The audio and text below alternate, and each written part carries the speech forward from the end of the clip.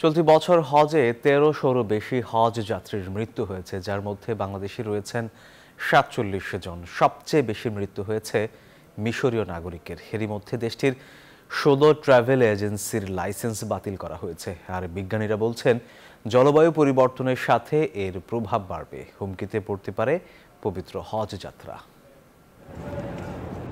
চলতি বছর হজের সময় সৌদি আরবে তাপমাত্রা ছাড়িয়েছে ৫১.৮ ডিগ্রি সেলসিয়াস। দেশটির স্বাস্থ্য মন্ত্রণালয় উচ্চ চাপ এবং পানি শূন্যতা এড়াতে সতর্কতা জারি করলেও অনেক হাজি তীব্র গরমে হিটস্ট্রোকের শিকার হয়েছেন। যারা মারা গেছেন এদের মধ্যে যুক্তরাষ্ট্র, মিশর, ইন্দোনেশিয়া সহ 10টি দেশের নাগরিক রয়েছেন। তবে সবচেয়ে বেশি মৃত্যু হয়েছে মিশরীয় নাগরিকদের। নিহতদের মধ্যে বাংলাদেশি রয়েছেন ৪৭ জন।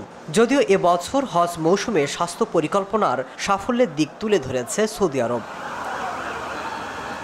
তবে বিজ্ঞানীরা সতর্ক করেছেন যে বৈশ্বিক উষ্ণতার কারণে সামনের পরিস্থিতি আরও খারাপ হতে পারে। দেখুন, জলবায়ু পরিবর্তনের প্রভাব এরই মধ্যে স্পষ্ট। আগামীতে এই মাত্রা যে পরিমাণে বৃদ্ধি পাবে তাতে এই পবিত্র যাত্রা কতটা সফল হবে তার শঙ্কা রয়েছে। বর্তমান পূর্বাভাস অনুযায়ী পৃথিবীর উষ্ণতা ২০৩০-এর দশকের মধ্যে ১.৫ ডিগ্রি বেড়ে যাবে, যা ভবিষ্যতে হজযাত্রীদের আরও চ্যালেঞ্জের মুখে ফেলবে বলে মনে করছেন বিজ্ঞানীরা। মাসুদ রানা, নিউজ 24।